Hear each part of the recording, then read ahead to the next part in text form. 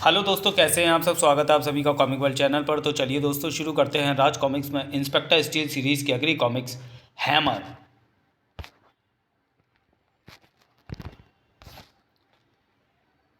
लेखक हनीफ अजहर, संपादक मनीष गुप्ता, चित्रांकन नरेश कुमार, कैलीग्राफी टी.आर. आज़ाद। यहाँ यह हर अपराधी जानता है कि यदि उसे ज़्यादा दिन जीना है तो उसे कानून का सिर कुचलना होगा। अब तक कानून के उस फौलाद से टकराकर सैकड़ों अपराधी अपना सिर फुड़वा चुके हैं, लेकिन इस बार स्थिति गंभीर है, क्योंकि अपराध की जमीन से जुर्म का हथौड़ा हाथ में लेकर कानून का सिर कुचलने निकल पड़ा है हैमर, संजय गुप्ता की पेशकश। राजनगर, जिसे शांति प्रिय बनाने के लिए ज़रूरी है उसमें घटने वाले अपराधियों को रोकना, उन पर अंकुश लगाना, और ऐसा करने के लिए रात दिन सक्रिय है राजनगर पुलिस डिपार्टमेंट।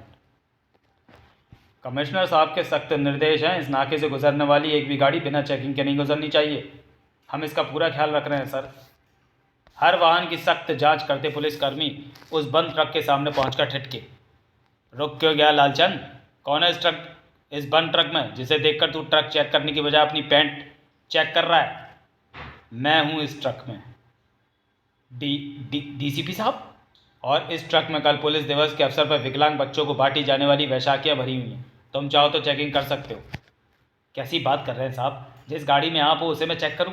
मेरी ऐसी जरूरत कहाँ। आप जा सकते हैं। ट्रक के सामने से बैरियर हटा दिया गया, लेकिन जैसे ही वह ट्रक आगे बढ़ा उसके सामने आ खड़ा हुआ वह फौलादी बैरियर। इंस्पेक्टर स्टील, सामने इंस्पेक्टर स्टील खड़ा है।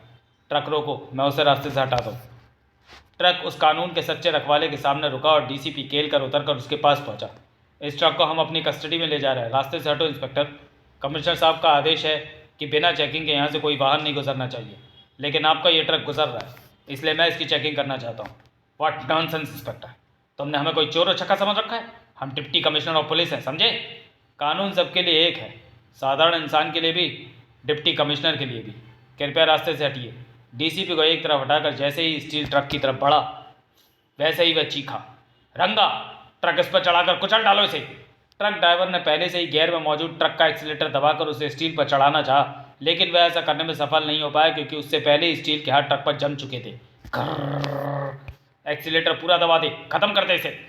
किसी भी अपराधी में इतनी ताकत नहीं है कि वह कानून को कुचल डाले। एक क्षण बाद ही ट्रक की मजबूत बंद बॉडी अपने स्थान से उखड़ चुकी थी। इस ट्रक में वैशाखियाँ तो ज़रूर भरी हैं, लेकिन इन वैशाखियों में भरे हुए अवैध हथियार, फड़ाक, जिन्हें बनाते हैं इन जैसे अपराधी, और चंद चांदी के टुकड़ों की खातिर अपनी वर्दी और ज़मीर बेचकर उसे सप्लाई करते हैं तुम जैसे कानून के भक्षक। You are under arrest. ऐसा नहीं होगा इंस्पेक्टर, क्योंकि मैं तेरी नहीं, मौत की गिरफ्तारी पसंद करूंगा। स्टील के को समझने से पहले डीसीपी केलकर का भेजा हवा में छितरा चुका था। अपने किए की सज़ा खुद ही चुन ली थी उसने, और ऐसा उसे मजबूरी में करना पड़ा, क्योंकि पकड़े जाने के बाद उसे मरना वैसे भी था। खुद नहीं मरता तो हैमर उसे मार डालता। ये हैमर कौन है सर? सलमा का कटा हुआ हाथ माइक्रो सर्जरी द्वारा जोड़ दिया गया था। आजकल शहर में अवैध हथियारों की जो बाढ़ आई है, उनका सौदागर और निर्माता, जिसने अपने हथियारों को ऊंची ऊंची पहुंच वाले आदमियों और बड़े अफसरों के द्वारा सप्लाई करने का नायाब तरीका निकाला हुआ है। इस तरीके से उसके हथियार कहीं भी कभी भी आसानी से पहुंच जाते हैं। सलमा का हाथ कैसे कटा ये जानने के लिए पड़े 48 घंटे, जो कि चैनल पर अपलोड है और आपको इंस्पेक्टर स्टील की सीरीज़ में प्लेलिस्ट में मिल जाएगी। और ऐसे लोग हैमर के साथ या तो दौलत पाने की खुशी में या फिर मौत के भय से काम कर रहे हैं। सुना है हैमर किसी भी बड़े आदमी अधिकारी से दो ही बात बोलता है, या तो दौलत ले लो या मौत। सर, आज तक पकड़ा क्यों नहीं गया वो? हैमर का आतंक लोगों के दिल में ऐसा खर्च कर चुका है कि इस केस पर कोई भी काम करने को तैयार नहीं। सभी के सिर पर हैमर का विनाशकारी हथौड़ा मौत बनकर लटका हुआ है। ऐसा है सर, तो ये केस मैं अपने हाथ में लेता हूँ, उस वादे के साथ कि जल्द से जल्द आपको कानून की बेड़ियों में जकड़ा नजर आएगा हैमर। कानून के उस सच्चे रखवाले ने अपने मस्तिष्क के प्रत्येक कोने में बिठा लिया वह नाम और निकल पड़ा उसकी खोज में। अवैध हथियार बनाने के लिए सबसे महत्वपूर्ण चीज़ है लोहे को गलाकर अपने इस्तेमाल के लायक बनाना।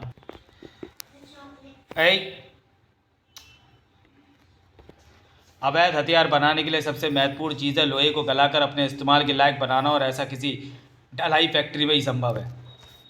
ठीक कहा सलमा, इसलिए इस शहर की जितनी भी लोहा ढलाई की फैक्ट्रियाँ हैं वे सभी हमारी छानबीन का निशाना बनेंगी। शहर की एक ढलाई फैक्ट्री से दूसरी फैक्ट्री की छानबीन करने की उनकी मेहनत कोई रंग ना लाई, कहीं कुछ नहीं मिला। कहाँ होगी हैमर की अवैध हथियार बनाने की फैक्ट्री? आकाश में या पाताल में? विफलता ज़रूर हाथ लगी थी उनके, लेकिन हार मानकर बैठने वाले कहाँ थे वे।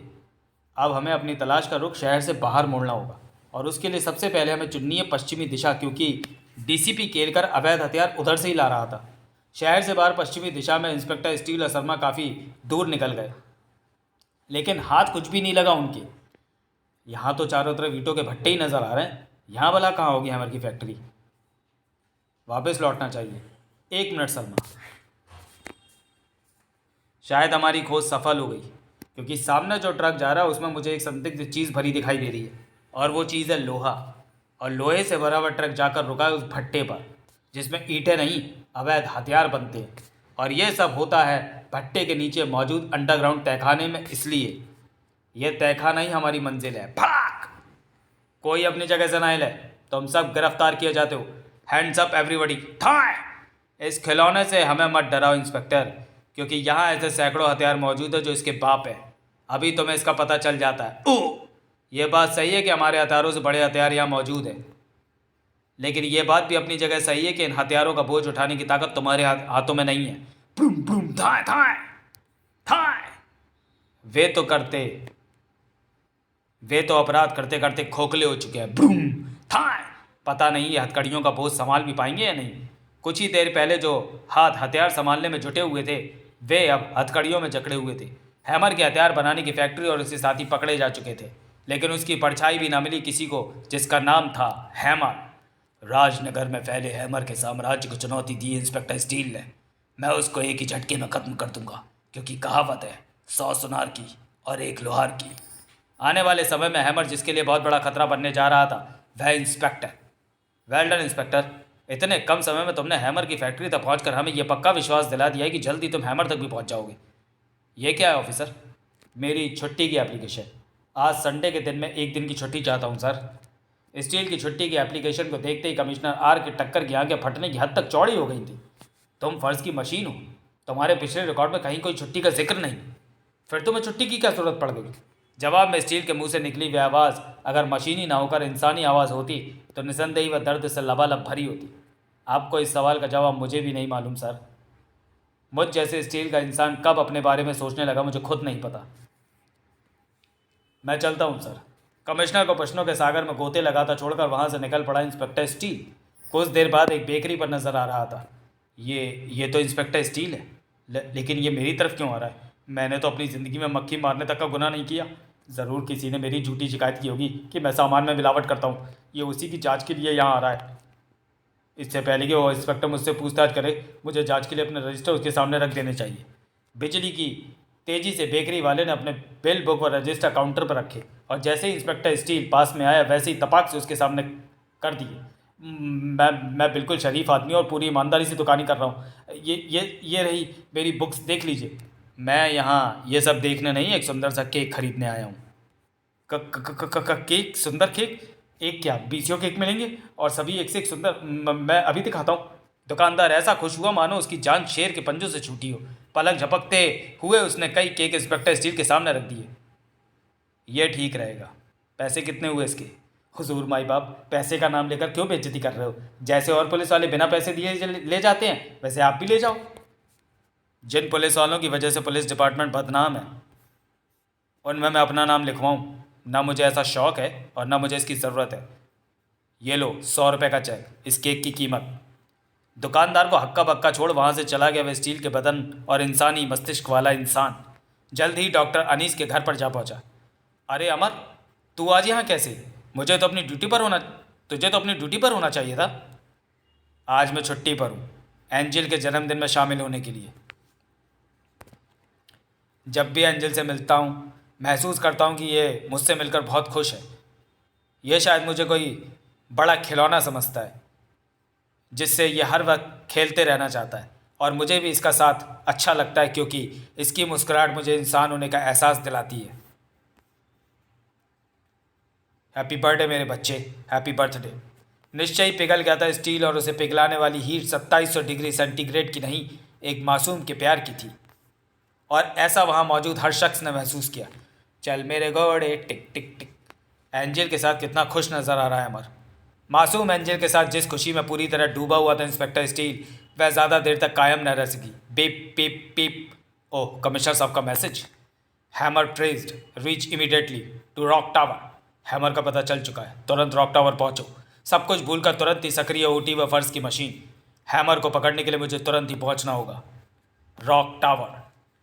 हथौड़ा दुनिया की सबसे बड़ी ताकत है। सारी दुनिया को यह बात जल्दी समझा देगा हैमर। हमारी चेतावनी के बाद भी हैमर विनाश करने पर उतारू है। अब तो इसे रोकने के लिए हमें करने ही होंगे फायर। तुरंत ही 6 गोलियों की बौछार जिसे रोकने के लिए हैमर ने इस्तेमाल किया वह हैरत अंगेज तरीका। हथौड़ा बड़ा ही चमत्कार हथियार है। मौका पड़ने पर यह हथौड़ा अच्छी तरह ढाल भी है और शानदार हथियार भी। लेकिन शर्त यह है कि जिन हाथों में हथौड़ा थमा उसे चलाने में सिद्धहस्त होने चाहिए। और यह हाथ तो तब से हथौड़ा चलाते आए हैं जब से मैंने होश संभाला है। लेकिन यह हाथ हथौड़ा चलाने लायक नहीं रहेंगे हैमर, क्योंकि ये अब हथकड़ियों में जकड़े जाने हैं। मैं तुम्हें दफ़ा 144, 146, 152 के तहत गिरफ्तार करता हूँ। इंस्पेक्टर स्टील, तो तू मुझे गिरफ्तार करने आ ही गया। मुझे तेरा ही इंतज़ार था। ले आ, पहना दे मुझे हथकड़ी। इंस्पेक्टर स्टील सावधानी से आगे बढ़ा और पहना ही दी उसने हैमर के हाथ में हथकड़ी। तेरा अरमान पूरा हुआ इंस्पेक्टर, अब मुझे अपना अरमान पूरा कर लेने दे। उस हाथ को तेरे शरीर से अलग करने का अरमान जिसने मेरे हाथ में हथकड़ी पहनाई है। ओह, एकदम अप्रत्याशित ढंग से लहराया हैमर के हाथ में थमा हथौड़ा और दूसरे ही हथौड़े के बीच और प्रहार से स्टील का एक हाथ टूटकर दूर जा गिरा। बापू ने बचपन में ही समझाया था कि अगर हथौड़े की चोट सही जगह पर मारोगे तो तुम्हारा काम एक ही बार में हो जाएगा। और ये बात मुझे आज तक याद है, इसलिए अपना काम एक बार में ही करने के लिए हथौड़े का सटीक वार करता हूँ। अपने ढेरों अपराधों में तूने एक अपराध और शामिल कर दिया hammer. On duty police officer पर हाथ उठाने का अपराध, जो तेरी जेल की कैद को और बढ़ा देगा। स्टील के तेज वार ने फुटबॉल की तरह हैमर को दूर उछाल दिया, लेकिन भला की फुर्ती से पल्लंकारी रूप लेकर संभला व लोहार का बेटा। सचमुच फौलाद है तेरा शरीर, इसलिए मेरी टक्कर खूब जमेगी। फौलाद को हथौड़े से पीट कर उसे अपनी मनचाही आकृति देने का शौक मुझे पागलपन की हद तक है। जानता है तुझे कौन सी आकृति देने की ठानी है मैंने? स्टील के पिचके हुए डिब्बे की। ओह, हैमर के इस प्रहार ने स्टील के शरीर में एक गड़बड़ पैदा कर दी। सर्किट ब्रेक, मुझे तुरंत ही उसे ठीक करना होगा। हथौड़ा जब चलता है तो फौलाद को टूटने के लिए मजबूर होना ही पड़ता है। ओह, इसे ऐसे वश में करना मुश्किल है। इसके लिए तो इस्तेमाल करनी होगी यह मेगा गन। स्टील ने अपनी मेगा गन उठाई और हैमर के अपने तक पहुंचने से पहले ही उसे अपने हाथ में फिट कर ली। लेकिन कानून के उस रखवाले का हाथ हरकत में आता मेगा गन से गोलियां बरस पाती उससे पहले ही हैमर का हथौड़ा घूमा, जिसका निशाना था वह पिलर जिस पर इमारत टिकी हुई थी। हथौड़े के भीषण प्रहार ने पिलर को शहीद कर दिया। इसी के साथ शहीद होने को चल दी वह बहुमंजिला इमारत। यह इमारत गिर रही है इंस्पेक्टर, लेकिन तेरी हालत ऐसी नहीं कि तू इससे बच जाए। इसलिए हैमर द्वारा दी जाने वाली इस अनोखी समाधि को कबूल कर। मैं चला। विद्युत की सी गति से अपनी बाइक को भगाकर जैसे ही हैमर वहां से रवाना हुआ, वैसे ही भरभरा कर गिर गई वह इमारत। एक पल बाद ही आकाश से बातें करती शानदार इमारत मलबे के एक बड़े ढेर में बदली जमीन पर पड़ी नजर आ रही थी। और उस मलबे के बड़े ढेर के नीचे कहीं दफन था इंस्पेक्टर स्टील नामक वह फर्ज की मशीन। उस जैसे पेट्रोल की आग फैलती है, ठीक वैसे ही वह खबर पूरे शहर में फैली। इंस्पेक्टर स्टील को हैमर ने ख़त्म कर डाला। रॉक टावर के मलबे के नीचे कहीं दबा हुआ है उसका बेजान टूटा फूटा शरीर। हम अपराधियों का सबसे बड़ा दुश्मन स्टील हैमर के हाथों नष्ट हो गया। हमें तो आज दिवाली मनानी चाहिए। स्टील के नष्ट होने की खबर सुनकर जहां नाचे उसके दुश्मन, वहीं निराशा के सागर में डूब गए उसके चाहने वाले। उफ, आखिर खत्म हो ही गई ईमानदारी की वह जीती जागती मिसाल, फ़र्ज की वह मशीन। ढेरों मलबे ने निगल लिया राजनगर पुलिस के सुपर कॉप को। नहीं सर, आप मेरे साथ चलिए। हैरान कमिश्नर सलमा के साथ चल पड़े। सलमा उन्हें एक मोबाइल वैन के अंदर ले गई। स्टील के शरीर को निगलने वाला मलबा उसकी ज़िंदगी नहीं निकल पाया सर, और इसका सबूत है कि कंप्यूटर जिसमें स्टील के बारे में सारी जानकारी भरी है। इससे साफ पता चल रहा है कि स्टील का शरीर बेकार हुआ, उसका दिमाग नहीं। स्टील के शरीर में मौजूद इंसानी हिस्से नहीं। Body break, circuit break, binding break, battery break, brain okay, human organ okay, ultimate power continues. उस मलबे के ढेर से निकालने के प्रयास कीजिए सर। फिर वे एक क्षण भी वहाँ नहीं रुके। तुरंत ही मलबे को हटाए जाने का काम तेज़ी से शुरू हो गया, लेकिन ज़्यादा देर तक चालू नहीं रह सका। ओह, उस भारी स्लैब के वजन ने क्रेन को तोड़ डाला। इसकी मरम्मत करनी होगी और इसमें काफ़ी टाइम लग सकता है। एकाएक सामने आई इस मुसीबत ने सलमा की आंखों में आंसू और आवाज़ में दर्द भर दिया। या खुदा, जब तक ये क्रेन ठीक ना हो जाए तब तक अमर के दिमाग को कुछ ना होने देना। अपने प्यार की सलामती के लिए दुआ के लिए उठ गए थे उसके हाथ। मानो तुरंत ही पूरी हुई सलमा की दुआ, क्योंकि तभी मलबे के ढेर के नीचे हुई हलचल और फिर भारी स्लैब को अपनी ताकत से हटाकर बाहर आया वह। इंस्पेक्टर स्टील, स्ट्रेचर लाओ जल्दी। एक पल बाद ही खुदा का लाख लाख शुक्र है कि अमर के शरीर की तरह उसका दिमाग क्षतिग्रस्त नहीं हुआ। स्ट्रेचर पर लाद कर ले जाया जा रहा था उस अधूरे इंसान का अधूरा शरीर, जिसे तुरंत ही पूरा करने में जुट गया वह जिसने उसका निर्माण किया था। इधर वह जो अपनी तरफ से स्टील को खत्म कर चुका था। अब जी खोलकर इन अवैध हथियारों को बनाओ और शहर में वितरित करो, क्योंकि तुम्हारे रास्ते में आने वाली हर इंस्पेक्टर स्टील नामक बर्ज की ज़मीन को खत्म कर चुका हूँ मैं, जिसने उम्र भर लोहे को भट्टी में झोंकने का काम किया हो, जिसके हाथ में फौलाद को भी कागज की तरह फाड़ डालने की ताकत हो।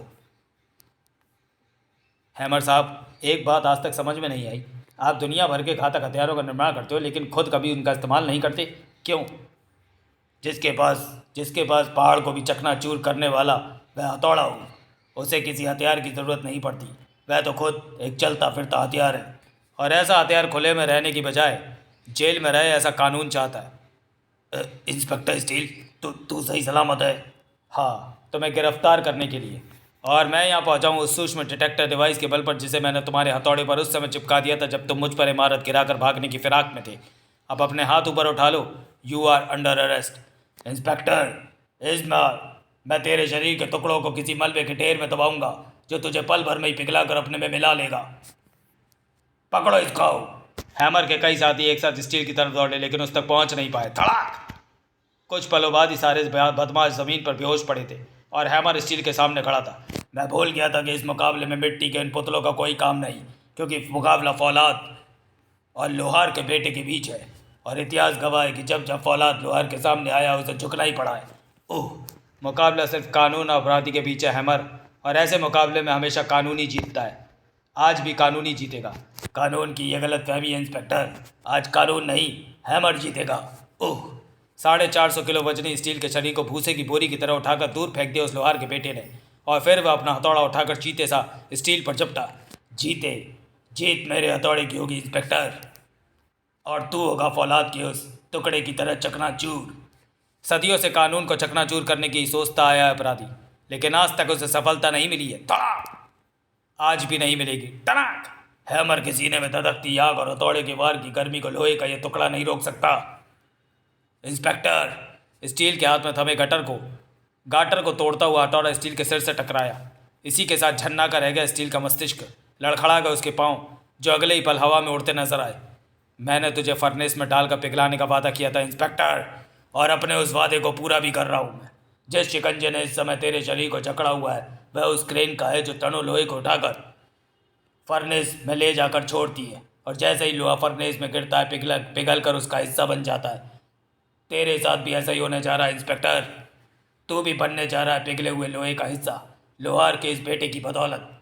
वैसी ढाका लगाते हैमर ने एक झटके से वह लीवर खींच दिया, और इसी के साथ शिकंजे ने स्टील के शरीर को आज़ाद कर दिया। स्टील का शरीर तेजी से गिरने लगा। उधर जहाँ मौजूद था वह दहकता हुआ फर्नेस जो स्टील को अपने में ही मिलाने को आतुर नजर आ रहा था। सिर्फ कुछ ही फुट का फासला रेश रह गया था, तभी अचानक फासला कई फीट बढ़ता चला गया, क्योंकि स्टील का शरीर विद्युत की तेजी से लहरा कर ऊपर मौजूद छत से जा चिपका था। फटी की फटी रह गई हैमर की आगे। ये कैसे हुआ? फर्नेस में गिरता स्टील का शरीर अचानक ऊपर छत से कैसे जा चिपका? जब तक मैं तुझे नहीं बताऊंगा तब तक ये बात तेरी समझ में नहीं आएगी, और मैं ये तुझे तब बताऊंगा जब मैं तोड़ दूंगा तेरा हथौड़ा और तेरा थोबड़ा। मैं तुझे अपने हाथों से ही फाड़ डालूंगा स्टील। करेला, और वो भी नीम चढ़ा, चबाना मुश्किल होता है ना? तो फिर तू फौलाद और कानून के फौलाद को कैसे फाड़ेगा? था था था। एक साथ किए गए कई वारों ने हैमर को निढाल होने के लिए मजबूर कर दिया। अब उसे हथकड़ियों में जकड़ने में स्टील ने एक क्षण भी नहीं गंवाया। मैं अपने शरीर में मौजूद इलेक्ट्रोमैग्नेटिक चार्ज की बदौलत ऊपर मौजूद लोहे की छत से जा चिपका था। तुझे तेरे सवाल का जवाब मिल गया। अब चल सेंट्रल जेल। अवैध हथियारों के एक बहुत बड़े गैंग और उसके सरगना हैमर को जेल पहुंचाकर एंजल नामक उस मासूम के साथ अपनी छुट्टी बिताने आ पहुंची वह फर्श की मशीन, जिसका फौलाद सा शरीर था और फूल सा नाजुक दिमाग। चल मेरे घोड़े टिक टिक टिक। समाप्त। तो चलिए दोस्तों, वीडियो को यही समाप्त करते हैं और मिलते हैं इंस्पेक्टर स्टील सीरीज़ की अगली कॉमिक्स कानून का सिपाही में। तब तक के लिए धन्यवाद।